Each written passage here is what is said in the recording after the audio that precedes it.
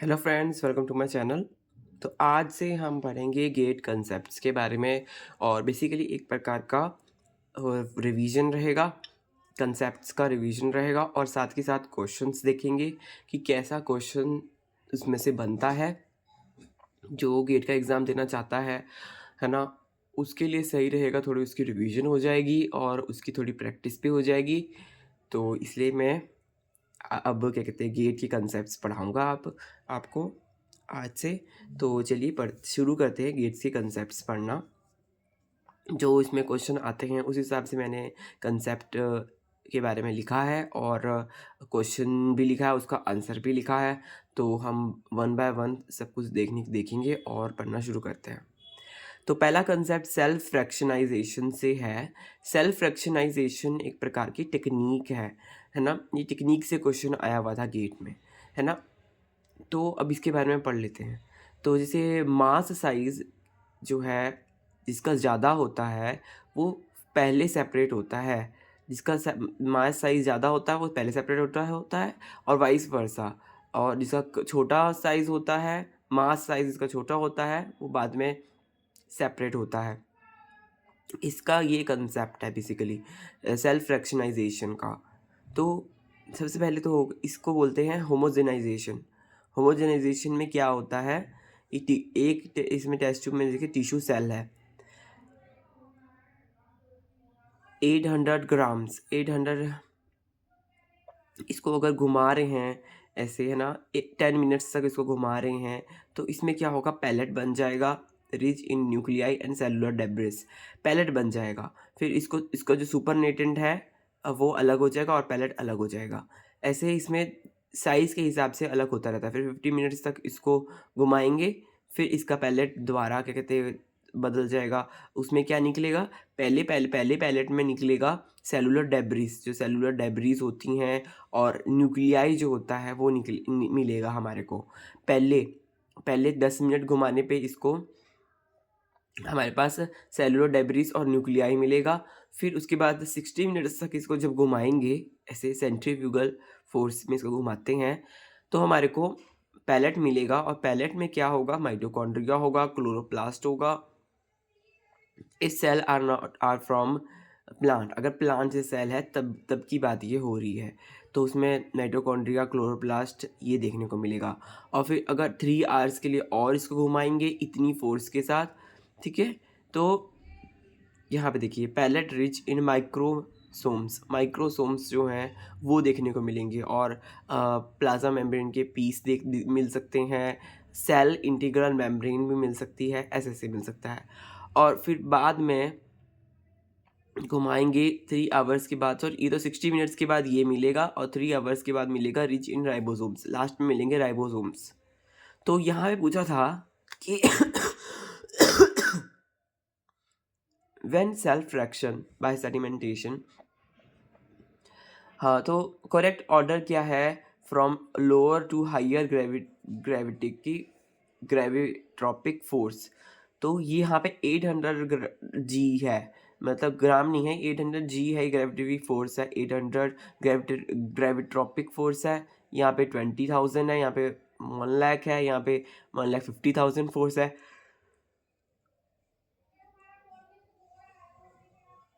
तो उस हिसाब से इसको अरेंज करके दिखाया हुआ है। सबसे पहले देखिए मिला है न्यूक्लियाई, फिर यहाँ पे देखिए माइटोकॉन्ड्रिया मिला, क्लोरोप्लास्ट मिला, है ना, फिर मिला माइक्रोसोम्स, लास्ट में मिलते हैं राइबोसोम्स।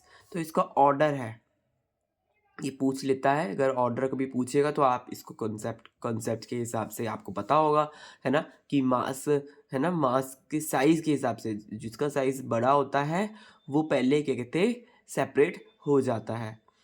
तो न्यूक्लियस देखिए वो बड़ा कह सकते हैं, देखिए बड़ा है तो ये पहले सेपरेट हो गया, न्यूक्लियाई पहले सेपरेट हो गया, फिर माइटोकॉन्ड्रिया हो गया, फिर माइक्रोसोम्स हो गया और फिर लास्ट में राइबोसोम्स।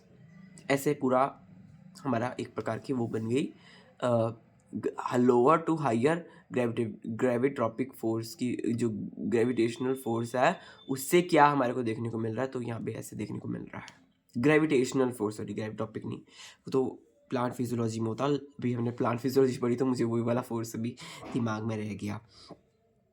अब नेक्स्ट है अब हर्ड कम्युनिटी के ऊपर डेफिनेशन आई है, तो उस हर्ड कम्युनिटी की डेफिनेशन क्या कहती है उसके बारे में पढ़ लेते हैं। Herd immunity. तो herd immunity basically also known as population immunity, जो एक पूरी पॉपुलेशन की इम्यूनिटी है, इंडिविजुअल की नहीं। इंडिविजुअल्स जब सारे एक साथ रहते हैं कम्युनिटी में, उसको बोलते हैं पॉपुलेशन। तो ये उसकी इम्यूनिटी क्या है उसके बारे में डेफिनेशन है। It is the indirect protection of from infectious diseases that happen when the population is immune. ये एक प्रकार का इनडायरेक्ट प्रोटेक्शन है। किससे प्रोटेक्शन? जो इन्फेक्शियस डिजीजेज हैं उनसे प्रोटेक्शन है। That happens when population is immune. जब पॉपुलेशन इम्यून है तो प्रोटेक्शन देखने को मिलता है हर्ड इम्यूनिटी में, इधर जैसे वैक्सीनेशन के थ्रू, या फिर immune develop from previous infection, या फिर किसी प्रीवियस इन्फेक्शन की वजह से हुआ है, जो उसके फिर जो जो प्रीवियस इन्फेक्शन होता है तो पहले से याद रहता है ना, मेमोरी जो सेल्स होते हैं वो याद रखते हैं कि कैसे हमारे को ऐसे प्रॉब्लम हुई थी, तो फिर वो मेमोरी सेल्स जो होते हैं वो एक्टिवेट रहते हैं और फिर वो काम करते हैं। तो इस प्रकार से यहाँ पे हर्ड इम्यूनिटी फिर हमारे को देखने को मिलती है कि वो पॉपुलेशन की इम्यूनिटी होती है, जिससे कि प्रोटेक्शन मिलता है। किसको प्रोटेक्शन मिलता है? पूरी जो हमारा पॉपुलेशन है, पूरी पॉपुलेशन को, पूरी पॉपुलेशन की जो इंडिविजुअल्स हैं उसमें, पॉपुलेशन में सबको प्रोटेक्शन मिलता है। तो ये फ़ायदा इसका रहता है हर्ड इम्यूनिटी का। अब नेक्स्ट देखते हैं। नेक्स्ट यहाँ पर कंसेप्ट आ गया हमारा सेल सिग्नलिंग का। ये कंसेप्ट आ गया है, प्रकार की सिग्नलिंग है वो जो हमारी IP3 और डैग वाली सिग्नलिंग होती है ना, वो वाली सिग्नलिंग है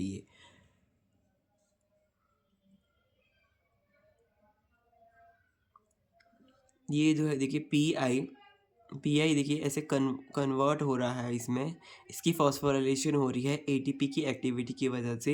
एक इनऑर्गेनिक फॉस्फेट निकल रहा है और इसमें लग रहा है, ये बन रहा है PIP, phospho indole pyruvate. PIP ये बन रहा है PIP, है ना। इनएसिटोल हाँ, फॉस्फो इनएसिटोल पायरुवेट है जो होता है, जो है ना। तो हमारा ये बन गया।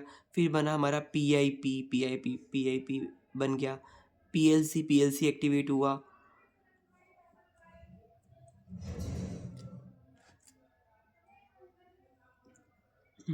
इसमें ATP की मदद से क्या हो रहा है? फॉस्फोराइलेशन हो रहा है। फिर PLC जो होता है एंजाइम होता है, वो एक्टिवेट होता है।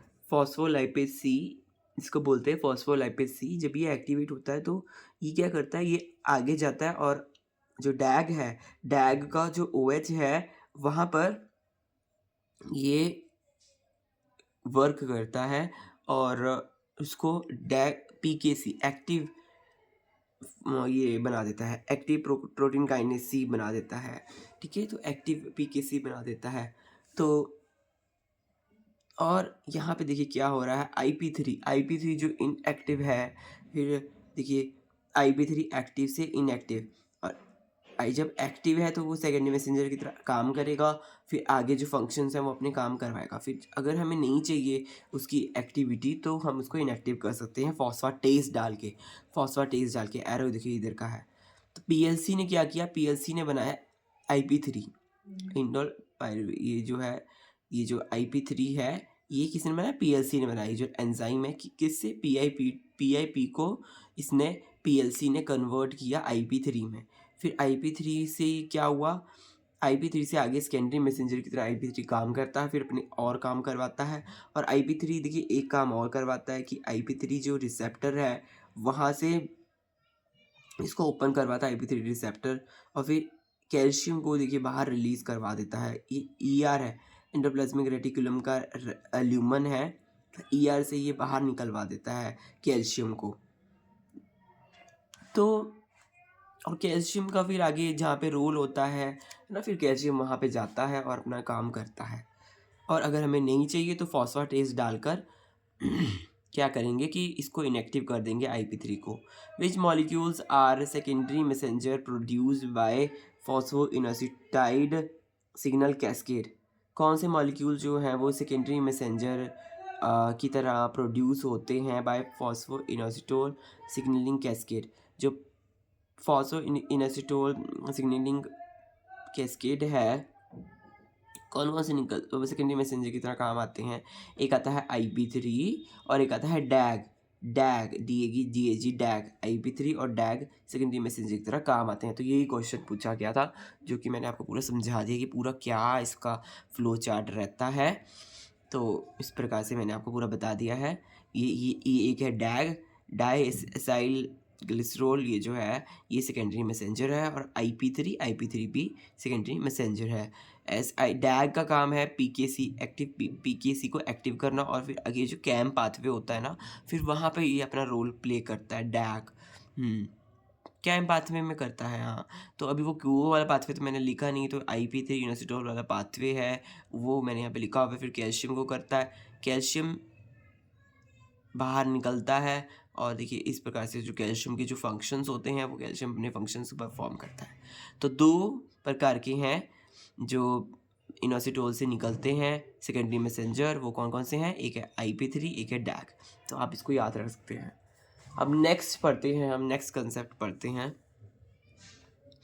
नेक्स्ट कंसेप्ट बेसिकली हमारा जो है वो हमारा इम्यूनोलॉजी जो है ना, इम्यूनोलॉजी अगर आपने पढ़ा होगा, इम्यूनोलॉजी से है। और अगर आपने देखिए इसकी रिवीजन नहीं करी है तो अभी आपकी इसकी रिवीजन भी हो जाएगी। देखिए इन्फेक्शन जब होता है, इम्यूनिटी के हिसाब से जब इन्फेक्शन होता है तो क्या होता है? तो सबसे पहले आता है न्यूट्रोफिल आता है। वो अपना काम करता है, जो भी जैसे एंटीजेंस जो आए हुए हैं, फॉरेन एंटीजेंस, वो उनको ख़त्म करने की कोशिश करता है। पर अगर ज़्यादा ही इन्फेक्शन है तो वो अपना काम पूरी तरह से नहीं कर पा रहा, तो क्या होगा?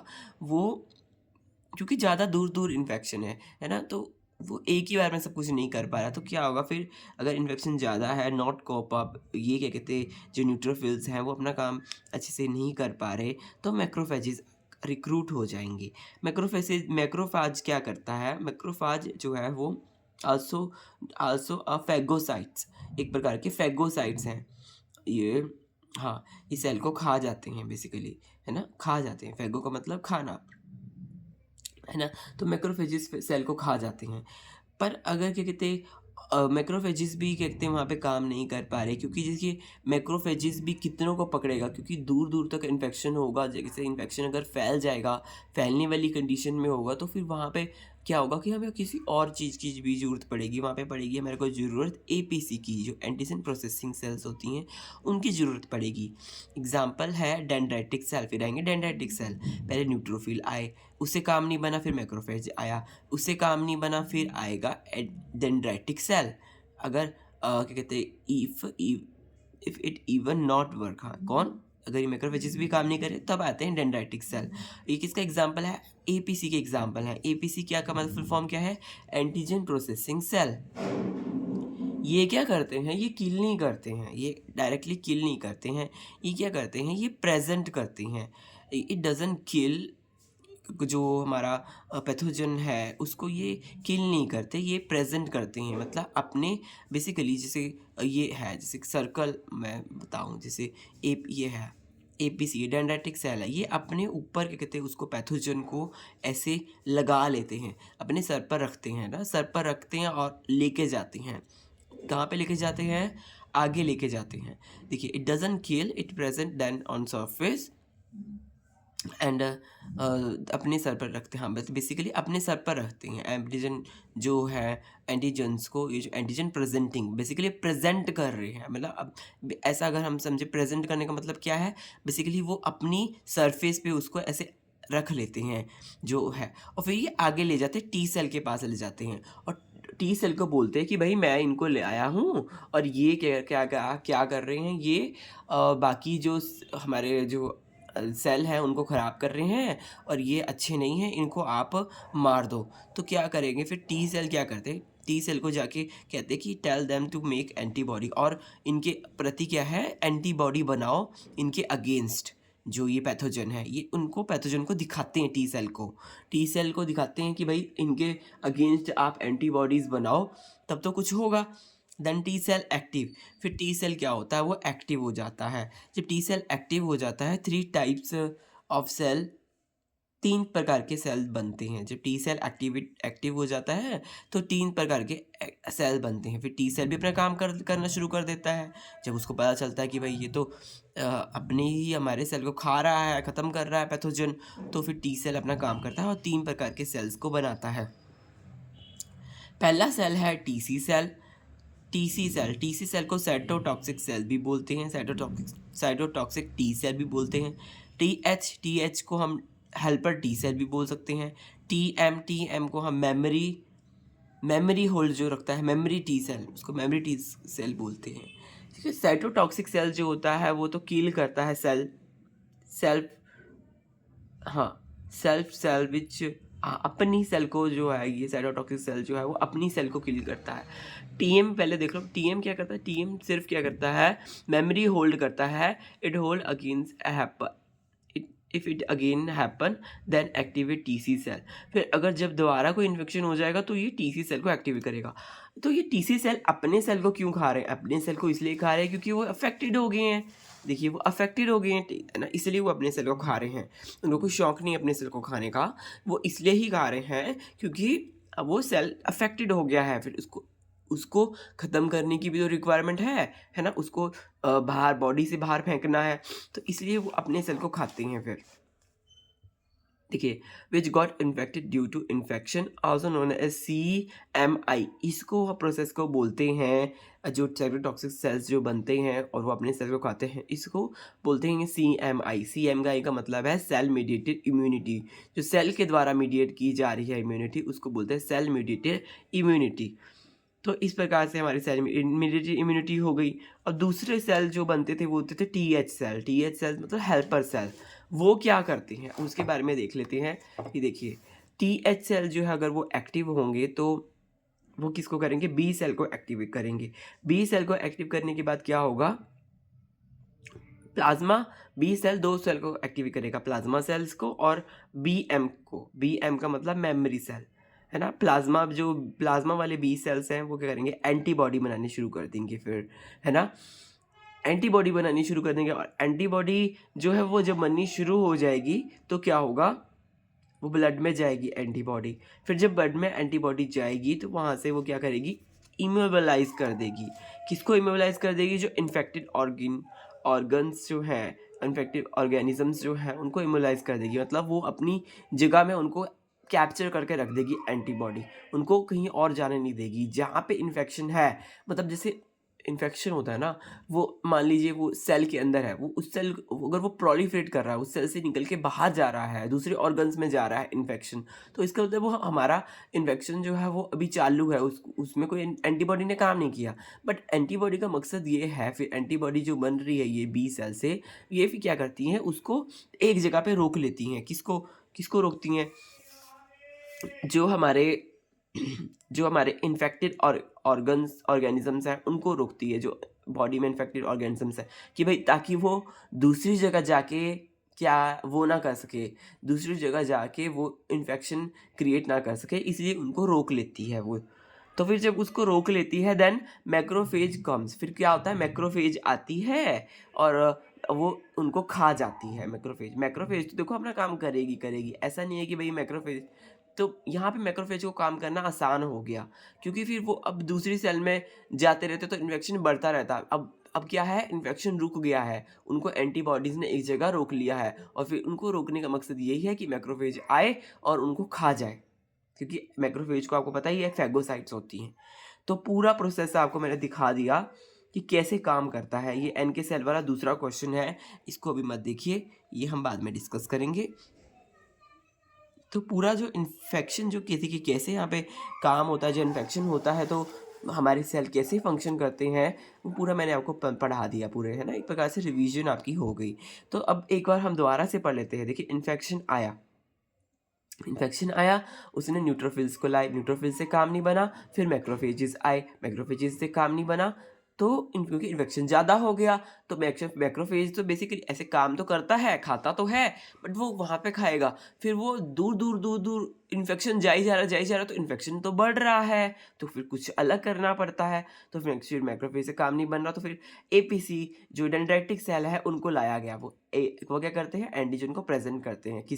किसको प्रेज़ेंट करेंगे वो लेके जाएँगे एंटीजन को, किसके पास लेके जाएँगे, टी सेल के पास लेके जाओ। टी सेल को बोलेंगे कि भाई एंटीबॉडी बनाओ, तो एंटीबॉडी फिर टी सेल क्या करेगा, टी सेल एक्टिव होगा। टी सेल जब एक्टिव होगा तो 3 प्रकार के सेल्स बनाएगा। 3 प्रकार के सेल कौन-कौन से? एक टीसी सेल बनाएगा जो कि साइटोटॉक्सिक सेल है, एक टीएम सेल, एक हेल्पर सेल बनाएगा, और टीएम सेल जो मेमोरी होल्ड करके रखते हैं। टीएम सेल जो है वो उनका सिंपल फंक्शन है कि भाई दोबारा अगर इन्फेक्शन हो जाएगा तो टीसी सेल वो दोबारा टीसी सेल से एंटीबॉडी बनाने में मदद करेगा, ठीक है?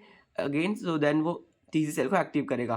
फिर टीसी सेल जब एक्टिव होते हैं तो क्या होता है? टीसी सेल का फंक्शन क्या है? टीसी सेल जो होते हैं वो क्या कहते हैं? सेल्फ, जो अपने सेल्स हैं, मतलब जो सेल्स हैं उनको खाते हैं। उनको खाने क्यों खा रहे हैं? तो फिर तो गलत बात हो गई, पर नहीं, यहाँ पे तो मतलब ये है कि अपने सेल को खाने का मतलब ये है कि भाई वो जो अफेक्टेड सेल है, उसके खुद के जो अफेक्टेड सेल है उनको ख़त्म कर रहे हैं। उसको बोलते हैं सेल मेडिएटेड इम्यूनिटी, उसको सीएमआई बोलते हैं। तो सीएमआई, सेल मेडिएटेड इम्यूनिटी जब काम करती है तो क्या होगा, तो ऐसे अपने सेल को वो खाते रहते हैं, ख़त्म कर देते हैं। साइटोटॉक्सिक सेल्स जो है ना, अपने सेल को खा के ख़त्म कर देंगे, जो अफेक्टेड सेल्स हैं। और फिर दूसरा जो था हमारा T helper cell. T helper cells ने क्या करते हैं, टी हेल्पर सेल एक्टिव करते हैं बी सेल को, ठीक है? बी सेल को एक्टिव करेंगे, बी सेल प्लाज्मा सेल बनाएगा, और जो हमारा मेमोरी बी सेल है उसको बनाएगा। प्लाज्मा सेल जो है वो एंटीबॉडीज़ बनाएगा, और वो एंटीबॉडीज़ जो है वो ब्लड में जाएँगी, और ब्लड में जाके क्या करेंगी, इमोबिलाइज़ कर देंगी, इन्फेक्शन को इमोबिलाइज़ कर देंगी। इमोबिलाइज़ मतलब वो एक जगह से दूसरी जगह नहीं जा पाएगा, ठीक है? एक ही जगह रुक जाएगा, स्टॉप हो जाएगा। तो फिर वो क्या होगा, इन्फेक्टेड ऑर्गेनिज़्म जो है उनको इमोबिलाइज़ हो जाएँगे, तो मैक्रोफेजेज़ जाएगी, जहाँ-जहाँ पे वो इन्फेक्शन है वहाँ पे जाके मैक्रोफेजेज़ उनको खा जाएगी। तो ऐसे पूरा हमारा प्रोसेस चलता है जब इन्फेक्शन होता है। तो ये प्रोसेस, ये एक प्रकार का, मैंने आपको बताया कि एक प्रकार से क्या था, ये एक प्रकार का एक पूरा कंसेप्ट है, ठीक है? इनमें से क्वेश्चन पूछ लेता है कि कब क्या प्रोसेस हो रहा है, कैसे सारा प्रोसेस डन हो रहा है, तो उस हिसाब से आप लर्न कर सकते हैं इस कंसेप्ट को। अब हम ना यहाँ पर दूसरा कंसेप्ट देखते हैं। एक क्वेश्चन आया था, ये वाला जो कंसेप्ट है, ये कंसेप्ट, ये देखिए, ये मेटाबॉलिज्म जो है उससे कंसेप्ट है, ग्लाइकोलिसिस जो है बेसिकली उससे ये कंसेप्ट हमें देखने को मिला। तो अब मैं देखते हैं वो वाला कंसेप्ट पढ़ लेते हैं, इसमें क्या है। जो ग्लाइकोलिसिस बनाई है मैंने, और जो ग्लूकोजेनेसिस है, ग्लूकोनियोजेनेसिस है, वो बनाई हुई है, तो इसकी रिवीजन आपकी हो जाएगी, है ना? तो एक प्रकार से इन दोनों चीज़ों की आपकी रिवीजन हो जाएगी। तो चलिए इसके बारे में पढ़ लेते हैं। ये देखिए फ्रेंड्स, तो यहाँ पे देखिए क्या हो रहा है। सबसे पहले देखिए क्वेश्चन पूछा गया था कि इन ग्लाइकोनियोजेनेसिस कौन से पाथवे हैं जो डायरेक्टली रिवर्स ग्लाइकोलाइसिस नहीं करते, रिवर्स ग्लाइकोलाइसिस नहीं करते, कौन कौन से जो है ग्लाइकोनियोजेनेसिस के पाथवे हैं, तो वो उनके बारे में डिस्कस करें। क्वेश्चन बस इतना ही है, बट इसके लिए हमारे को पूरी नॉलेज होनी चाहिए, है ना? तो सबसे पहले देखिए हम पढ़ेंगे ग्लाइकोलिसिस के बारे में। ग्लाइकोलिसिस देखिए कैसे होती है, ग्लाइकोलिसिस के बारे में पढ़ लेते हैं। ये कंसेप्ट ग्लाइकोलिसिस से रिलेटेड है। तो देखिए क्या हो रहा है, ये देखिए, जब ग्लूकोज है, ग्लूकोज क्या कर रहा है, ग्लूकोज बन रहा है ग्लूकोज 6 फॉस्फेट में, ग्लूकोज 6 फॉस्फेट में ग्लूकोज बन रहा है। फिर जब ये ग्लूकोज 6 फॉस्फेट में बनता है, फिर क्या होता है, फिर ग्लूकोज 6 फॉस्फेट से ग्लूकोज फ्रक्टोज 6 फॉस्फेट बनता है। और देखिए यहाँ पे एंजाइम जो काम कर रहा है ग्लूकोज से ग्लूकोज 6 फॉस्फेट बनाने में, वो है एक्सोकाइनेज, है ना? ऐसे ही ये ग्लूकोज 6 फॉस्फेट से फ्रक्टोज 6 फॉस्फेट बनाने में मदद करता है, उसको कहते हैं फॉस्फोफ्रक्टोकाइनेज। उसको फॉस्फोहेक्सोज आइसोमरेज देखिए आइसोमरेज़, क्योंकि देखिए यहाँ पे कुछ ज़्यादा क्या कहते हैं, तो है नहीं, बस ग्लूकोज़ से फ्रक्टोज़ बन रहा है। थोड़ा-सा आइसोमरेज़ का काम हो रहा है, मतलब स्ट्रक्चर का डिफ़रेंस है, तो इसलिए आइसोमरेज़। ऐसे ही फ्रक्टोज़ 6 फ़ॉस्फ़ेट से करेगा, फ्रक्टोज़ 1,6 बिस फ़ॉस्फ़ेट में, तो फ़ॉस्फ़ोफ्रक्टोकाइनेज़। तो देखिए यहाँ पर भी देखिए हेक्सोकाइनेज़ इसको यहाँ बना रहा है ग्लाइकोलिसिस में, तो ग्लूकोनियोजेनेसिस में देखिए ये रिवर्स भी हो रहा है, रिवर्स होके क्या बन रहा है वही देखिए, रिवर्स करने के लिए ग्लूकोज 6 फॉस्फेटेज़ काम करता है और इसको ग्लूकोज में बदल रहा है ना? तो पर यहाँ पे ये इसको रिवर्स करने के लिए दूसरे एंजाइम की यहाँ पे ज़रूरत पड़ रही है। वो ही एंजाइम से काम नहीं चल रहा। देखिए ग्लाइकोनियोजेनेसिस में जो ग्लूकोनियोजेनेसिस है, ग्लाइकोलिसिस में जो है इसका एंजाइम है हेक्सोकाइनेज़, और यहाँ पर ग्लूकोनियोजेनेसिस में इसका एंजाइम है ग्लूकोज 6 फॉस्फेटेज़। तो ये देखिए फ़र्क आ गया ना?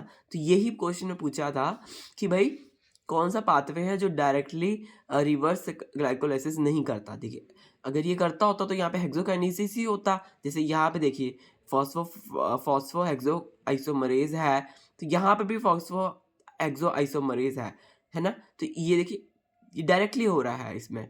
तो ये चीज़ यहाँ पे देखने को मिलती है कि ये थोड़ा डिफ़रेंस यहाँ पे देखने को मिलता है। ऐसे ही ये वाले स्टेप में भी डिफ़रेंस देखने को मिलता है, जो ये फ्रक्टोज़ 6 फ़ॉस्फ़ेट है, ये फ्रक्टोज़ 1,6 बिस फ़ॉस्फ़ेट में जब बदलती है, तो यहाँ पे फ़ॉस्फ़ोफ्रक्टोकाइनेज़ काम करता है। पर अगर ये तो ग्लाइकोलिसिस में फ़ॉस्फ़ोफ्रक्टोज़ काइनेज़ काम कर रहा है, और अगर ग्लूकोनियोजेनेसिस है, उस ग्लूकोनियोजेनेसिस में कौन काम करता है? वहाँ पर फ्रक्टोज़ 1,6 बिस फ़ॉस्फ़ेटेज़ काम करता है। तो ये तो हो गया दूसरा, तो दूसरा एंज़ाइम हो गया। तो देखिए दूसरा एंज़ाइम यहाँ पे वर्क कर रहा है डायरेक्टली, जिससे बन रहा है उसी से ही वापस नहीं बन रहा, डायरेक्टली नहीं बन रहा। इसीलिए देखिए यहाँ पे एरो नहीं लगाया हुआ, एरो नहीं लगा रखा। देखिए एरो नहीं है ना, यहाँ पे तो डायरेक्टली यहाँ पे देखिए रिवर्सिबल का एरो है, यहाँ पे भी एरो नहीं लगाया हुआ। तो यहाँ पे दूसरा एंज़ाइम का यूज़ हो रहा है। तो ये एक हो गया, एक ये हो गया। आप ऐसे भी याद कर सकते हैं कि ग्लूकोज 6 फॉस्फेट जो फर्स्ट स्टेप में काम करता है, और ये वाला फ्रक्टोज 1,6 बिस फॉस्फेटेज ये वाला जो है ये यहाँ पर करता है। ये एंजाइम्स के नाम पूछता है कि कौन-कौन से जो है वो डायरेक्टली पाथवे में काम नहीं करते, ग्लाइको जो रिवर्सल में काम नहीं करते, जो ग्लाइकोलिसिस से रिवर्सल होता है उसमें कौन-कौन काम नहीं करते। एक हो गया ग्लूकोज 6 फॉस्फेटेज़, एक हो गया फ्रक्टोज 6 फॉस्फेटेज़। तो बाकी सारे देखिए यहाँ पे मेन मकसद इसका ग्लाइकोलिसिस का यही है पढ़ाने का, कि देखिए बाकी सारे देखिए काम कर रहे हैं। देखो जो फ्रक्टोज 1,6 बिस फॉस्फेट से बन रहा है डाई एसीटोन हाइड्रोक्सी फॉस्फेट, यहाँ पे भी देखिए हाइड्रोक्सी फॉस्फेट बन रहा है, और एल्डोलेस यहाँ पे भी काम कर रहा है, यहाँ पे देखिए एल्डोलेस ही काम कर रहा है। तो रिवर्सिबल स्टेप हो गया ये, जैसे बनता है वैसे ही बनता है, रिवर्सिबल है। तो ये वाला स्टेप नहीं है रिवर्सिबल, ये वाला भी स्टेप रिवर्सिबल नहीं है, पर ये वाला रिवर्सिबल है। ये वाला भी देखिए स्टेप फ्रेंड्स रिवर्सिबल है। जो ग्लिसरॉल्डिहाइड 3 फॉस्फेट से 1,2 बिस फॉस्फोग्लिसरेट बना रहा है, वो किसकी मदद से बना रहा है? ग्लिसरॉल्डिहाइड फॉस्फेट डिहाइड्रोजिनेज से, और उसी एंजाइम्स के थ्रू क्या कहते हैं वो रिवर्स करके प्रोसेस में जो ग्लूकोनियोजेनेसिस है वो रिवर्स करके वही चीज़ बना रहा है।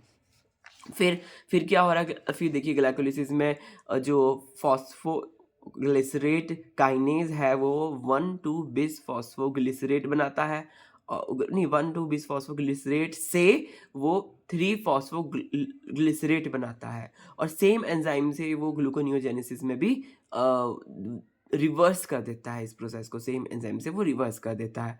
तो बेसिकली ग्लूकोनियोजेनेसिस क्या होती है? एक प्रकार की रिवर्सिबल प्रोसेस होती है। प्राइवेट से वो क्या होता है, ग्लूकोज बनना, उसको ग्लूकोनियोजेनेसिस मतलब दोबारा ग्लूकोज नया ग्लूकोज बनना, ठीक है? इसको बोलते हैं ग्लूकोनियोजेनेसिस, जो ग्लाइकोलिसिस से। और कुछ स्टेप्स जो होते हैं वहाँ पे वो सीधा रिवर्स नहीं होते हैं, तो उनके बारे में क्वेश्चन आया था, ठीक है? तो देखिए यहाँ पे फिर ये बना 3 फॉस्फो ग्लिसरेट बना, फिर ये 3 फॉस्फो ग्लिसरेट ये स्टेप भी रिवर्सिबल है। ये म्यूटेज के थ्रू बनता है 2 फॉस्फो ग्लिसरेट, तो म्यूटेज की भी फिर दोबारा म्यूटेज के थ्रू ही ये रिवर्स होके ग्लूकोनियोजेनेसिस में दोबारा ये पीजीए जो है फॉस्फोग्लिसरेट है ये बनाता है। फिर ऐसे ही फॉस्फोग्लिसरेट जो है टू फॉस्फोग्लिसरेट, इनमें 2 और 3 का ही फ़र्क है, 3 फॉस्फोग्लिसरेट है, ये 2 फॉस्फोग्लिसरेट है। तो ये द्वारा क्या बना रहा है, इनोलेज, इनोलेज के थ्रू ये फॉस्फोइनोल पायरुवेट बना रहा है। फिर फॉस्फोइनोल पायरुवेट द्वारा फॉस्फोग्लिसरेट बना रहा है, 2 फॉस्फोग्लिसरेट बना रहा है। फिर फॉस्फोइनोल पायरुवेट जो है वो पायरुवेट काइनेज के थ्रू पायरुवेट बनाते हैं, पायरुवेट काइनेज के थ्रू। अब देखिए यहाँ पर थोड़ा हमारे को डिफरेंस देखने को मिलेगा। यहाँ पे पायरुवेट काइनेज के थ्रू ये बन रहा है ना, ये वाले स्टेप में। और फिर पायरुवेट से पायरुवेट कार्बोक्सिलेज बनाता है ऑक्सैलोएसिटिक एसिड। देखिए पायरुवेट काइनेज द्वारा पायरुवेट को इसमें नहीं बदल रहा, फॉस्फोइनोल पायरुवेट में नहीं बदल रहा, तो ये रिवर्सिबल प्रोसेस ग्लूकोज में नहीं देखने को मिलता है। तो यहाँ पे कौन से एंजाइम रिवर्सिबल में काम करते हैं, एक है पायरुवेट कार्बोक्सिलेज और PEP carboxylase. Pyruvate carboxylase oxaloacetic acid बनाएगा और पेप कार्बोक्सिलेज जो है ऑक्सैलोएसिटिक एसिड से फॉस्फोइनोल पायरुवेट जो पीईपी है, ये वाला तो हमने दूसरे जो पाथवेज हैं उसमें भी पढ़ा था प्लांट फिजियोलॉजी में, तो आप वहाँ से भी रिलेट कर सकते हैं। ये प्लांट फिजियोलॉजी में हमने इसके बारे में पढ़ा था, ठीक है। तो ऐसे हमारा पूरा प्रोसेस चलता है। तो कुछ जो एंजाइम जो है जो ग्लूकोनियोजेनेसिस में रिवर्स नहीं होते डायरेक्टली, वो कौन कौन से एंजाइम्स हैं, एक 1 एक 2 और ये यहाँ पे मैंने ऐसे वो लिख रखा। देखिए ये एक एंजाइम है ग्लूकोज 6 फॉस्फेटेज, एक है फॉस्फो एक्सो आइसोमरेज, नहीं एक है सॉरी ग्लूकोज 6 फॉस्फेटेज, दूसरा है फ्रक्टोज 1,6 बिसफॉस्फेटेज। ये याद करना पड़ेगा, ग्लूकोज 1,6 ग्लूकोज 1,6 फॉस्फेटेज, और ये कौन सा है, फ्रक्टोज 1,6 बिसफॉस्फेटेज, और तीसरा कौन सा है, पेप कार्बोक्सिलेज, पेप कार्बोक्सिलेज और पायरुवेट कार्बोक्सिलेज, ये वाले पेप कार्बोक्सिलेज। ये 3 एंजाइम जो है वो क्या करते हैं, वो not directly reverse glycolysis, directly reverse नहीं करते ग्लाइकोलिसिस को। तो ये हमने क्या कहते हैं आज का पढ़ा। और एक और क्वेश्चन देख लेते हैं।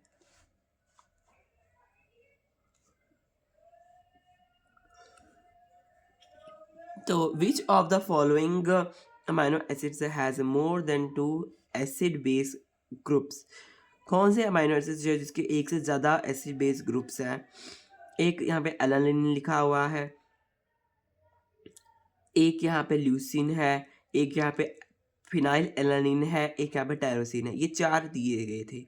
तो एलानिन का अगर स्ट्रक्चर बनाएंगे तो देखिए कुछ इस प्रकार से, पहला होगा सी अल्फा, फिर होगा यहाँ पे अमोनिया, फिर इसके सी टर्मिनल में देखिए यहाँ पे CH3, ये तो आर ग्रुप है, बेसिकली आर ग्रुप जो लगता है ना। और यहाँ पे जो है देखिए COOH लगता है ना, जो कि एसिड बेस ग्रुप है। तो और यहाँ पे देखिए यहाँ पे H है। तो यहाँ पर 2 एसिड बेस ग्रुप्स हैं, एक है अमोनिया और एक है COH। तो एलानिन में दो प्रकार के एसिड बेस ग्रुप्स हैं, एक है अमोनिया और एक है, तो इसमें हो गए 2। फिनाइल एनालिन की बात करें, यहाँ पूछा है मोर देन 2 एसिड बेस किसमें ग्रुप है, ठीक है। फिनाइल एनालिन का देखिए स्ट्रक्चर जो है उसके आर ग्रुप में देखिए ऐसे प्रेजेंट होता है। आर ग्रुप में बेसिकली यहाँ पे CH3 प्रेजेंट है ना, तो CH3 के जगह में यहाँ पे CH2 और ऐसा एक बेंजीन रिंग यहाँ पे प्रेजेंट होता है। और यहाँ पर आगे ये तो होएगा ही होएगा आगे, तो एक प्रकार से 1 2 ही हुए, इसको नहीं गिनेंगे, एसिड बेस ग्रुप नहीं है ये, ठीक है। तो इस प्रकार से फिनाइल एनालिन में भी 2 एसिड बेस ग्रुप हुए। और अगर हम बात करें ल्यूसिन की, ल्यूसिन देखिए सी अल्फा के बाद ल्यूसिन में CH2 CH3 ऐसे ये स्ट्रक्चर सी अल्फा के बाद लगा होता है। सी अल्फा से आगे देखिए ऐसे 2 हैं, सी अल्फा मैंने पूरा स्ट्रक्चर यहाँ पे नहीं बनाया हुआ है, बस मैंने सी अल्फा के बाद यहाँ पे लिखा हुआ है, तो आप समझ सकते हैं मैं क्या कहने की कोशिश कर रहा हूँ। तो देखिए सी अल्फा के जो पहले है वो देखिए 2 ही हैं, एक COH और एक NH2, तो यहाँ पे भी 2 ही है, बाकी तो कुछ नहीं है। बाकी तो सिंपल जो हमारा ल्यूसिन जो है आर ग्रुप जिसमें लगता है, फिर वो ल्यूसिन बनता है। कौन सा आर ग्रुप इसमें लगेगा, पूरा ये वाला पूरा लगेगा, CH2 CH CH3 तो ऐसा यहाँ पे लगता है, फिर ये बनता है ल्यूसीन। तो ये यहाँ पे भी 2 ही है एसिड बेस ग्रुप। पर अगर हम बात करेंगे टायरोसिन की, तो सी अल्फा के बाद जो टायरोसिन में लग रहा है आर ग्रुप, उसमें क्या प्रेजेंट है? उसमें देखिए फिनाइल एनालिन तक तो है ही, और एक OH भी यहाँ पे प्रेजेंट है। देखिए फिनाइल एनालिन में जो CH2 और एक बेंजीन रिंग थी, यहाँ पे भी ऐसे ही CH2 बेंजीन रिंग है सी अल्फा के बाद। ये पूरा स्ट्रक्चर है, आप इसमें कंफ्यूज ना होए, पूरा स्ट्रक्चर है। तो एक दो एक अमोनिया का इसमें है, एक इसमें कार्बोक्सी का है, और 2 वो हो गए। तीसरा यहाँ पे हाइड्रोक्सिल आ गया, हाइड्रोक्सिल जो एसिडिक ग्रुप है, एक्ट एज एसिडिक ग्रुप।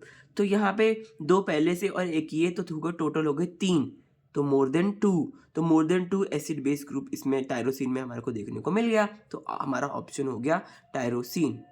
ठीक है, टायरोसिन हमारा ऑप्शन हो गया। बाकी फिनाइल एलानिन, ल्यूसिन ये हमारा नहीं होगा, टायरोसिन हमारा होगा। तो ऐसे क्वेश्चंस आते हैं, तो उसका कॉन्सेप्ट्स मैंने आपको रिवाइज करवाया इस क्लास में, और नेक्स्ट क्लास में हम अब आगे का कंसेप्ट पढ़ेंगे।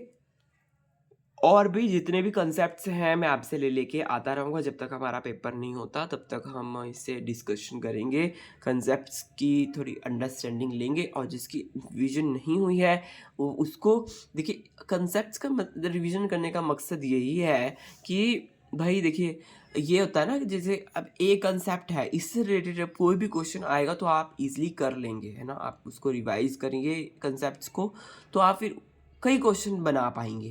तो इसलिए कंसेप्ट की रिवीजन करवानी बहुत ज़रूरी रहती है। तो इसलिए मैं आपको गेट के कंसेप्ट्स के ये क्लासेस लेके आया हूँ। तो आप ज़रूर लाइफ साइंसेस, जो ऋषभ लाइफ साइंसेस है मेरा चैनल, उसको सब्सक्राइब कर लीजिए, और गेट के कंसेप्ट्स के साथ अभी हम और मिलेंगे। ठीक है, जब तक हमारा एग्ज़ाम से नहीं आता तो मिलेंगे और वीडियो में। सब्सक्राइब करें चैनल को। Bye bye friends, have a nice day.